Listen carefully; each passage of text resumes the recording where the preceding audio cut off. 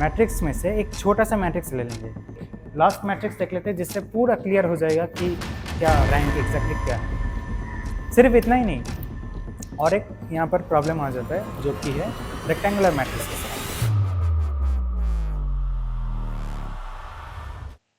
नमस्ते students, welcome to पाठशाला पंडित। मैं हूँ आयुष भट्टाचार्य।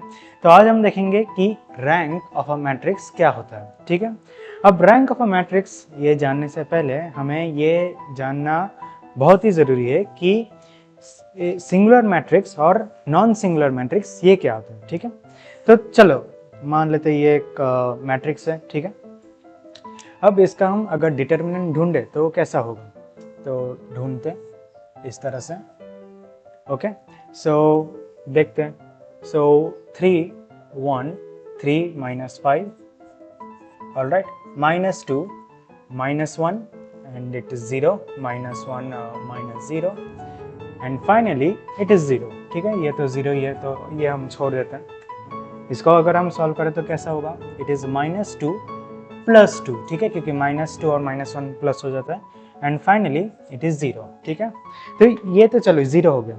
पहले इसे भी सॉल्व कर लेते हैं और फिर देखते हैं कि सिंगुलर कौन सा है, नॉन सिंगुलर कौन सा है। ऑलराइट, सो अगर इसे हम सॉल्व करें, इसका डिटर्मिनेंट अगर हम ढूंढें तो ये क्या आएगा, ये आएगा 1 0 -3 0 -3 -1 which is +1 and it is -2 -3। okay, -2 -3 and this is 0।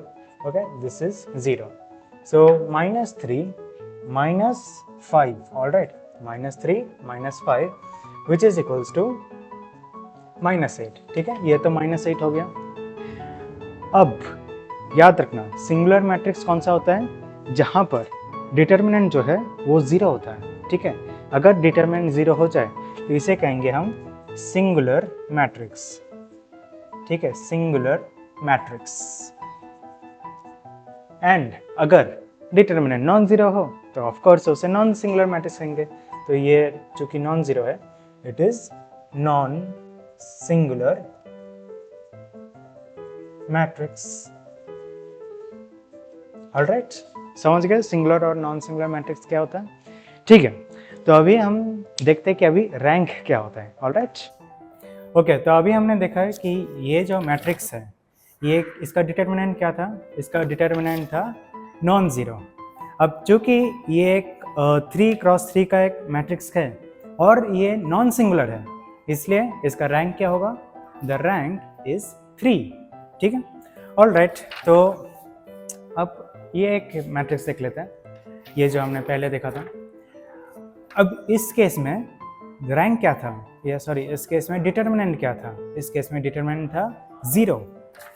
तो अब हम क्या करेंगे, इस मैट्रिक्स में से एक छोटा सा मैट्रिक्स ले लेंगे। क्योंकि ये 3x3 का मैट्रिक्स है, इसमें से एक छोटा मैट्रिक्स जो कि है 2x2 मैट्रिक्स, वो हम काट लेंगे। ठीक है, तो चलो कट कर लेते हैं।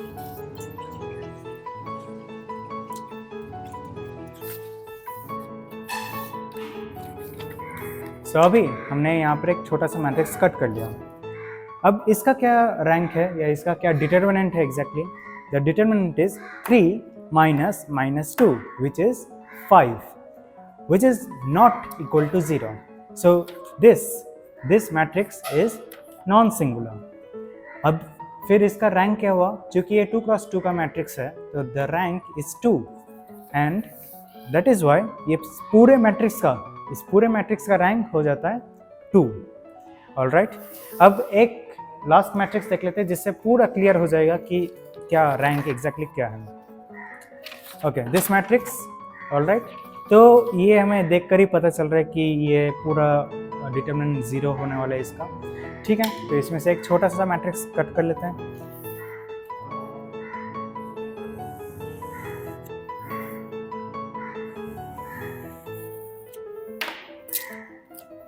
ऑलराइट, इसमें से हमने एक छोटा सा मैट्रिक्स कट कर लिया। ऑलराइट, तो अभी इसमें से भी एक छोटा सा मैट्रिक्स हमने कट तो किया, बट फिर भी हम देख सकते हैं कि इसका जो डिटर्मिनेंट है, ठीक है, इसका जो डिटर्मिनेंट है it is 0, it is still 0, क्योंकि 1 0 is 0 -0 is 0। ओके, तो 2x2 से भी एक छोटा सा मैट्रिक्स कट कर लेंगे, तो हम चाहते यही कट कर लेते हैं, विच इज 1। ऑलराइट।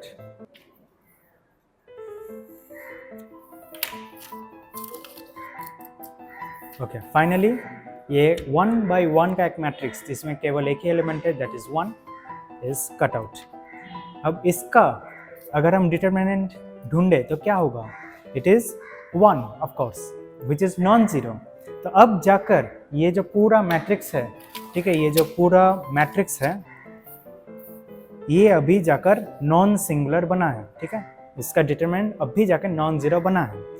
तो चूंकि इस मैट्रिक्स का जो रैंक है it is 1, that is why इस पूरे मैट्रिक्स का, ठीक है, इस पूरे मैट्रिक्स का जो रैंक है इट इज 1। ऑलराइट, बट क्या है कि इसमें एक प्रॉब्लम है, मतलब हमें, ठीक है, रैंक तो पता चल गया कि किस तरह से रैंक ढूंढते हैं, तो डिटरमिनेंट ढूंढकर, बट प्रॉब्लम ये है कि यहाँ पर हम हमेशा अगर डिटरमिनेंट ढूंढते रहे तो फिर जो बहुत बड़े बड़े मैट्रिसेस रहेंगे, जैसे कि ये एक मैट्रिक्स ले लेते हैं, ये एक मैट्रिक्स, ठीक है, ऐसा मैट्रिक्स ये यहाँ पर ये फेल हो जाएगा। मतलब हम क्या क्या क्या ढूंढते रहेंगे? एक 6 by 6 इतने बड़े मैट्रिक्स का हम क्या डिटरमिनेंट ढूंढते रहेंगे? पॉसिबल है डिटरमिनेंट ढूंढना, but it will be a very time consuming process. सिर्फ इतना ही नहीं, और एक यहाँ पर प्रॉब्लम आ जाता है जो कि है रेक्टेंगुलर मैट्रिसेस का। तो जैसे ये रेक्टेंगुलर मैट्रिक्स, इसमें हम नहीं ढूंढ सकते डिटरमिनेंट, ठीक है, बट ऐसा मत सोचो कि एक जो रेक्टेंगुलर मैट्रिक्स है वो उसका हम रैंक नहीं निकाल सकते हैं। हर एक मैट्रिक्स का रैंक ढूंढा जा सकता है, ठीक है, बट इसका तो हम डिटरमिनेंट नहीं ढूंढ सकते ऑफ कोर्स। तो इसलिए रैंक ढूंढने का एक स्पेशल मेथड है, and that special method is echelon form. ऊपर वाले को नॉन जीरो रखना है, नीचे सभी को जीरो कर देना है। ऊपर वाले को कहा जाता है रो एक्लोन फॉर्म एंड नीचे वाले को कहा जाता है रिड्यूस्ड रो एक्लोन फॉर्म। तो ऐसे जाएंगे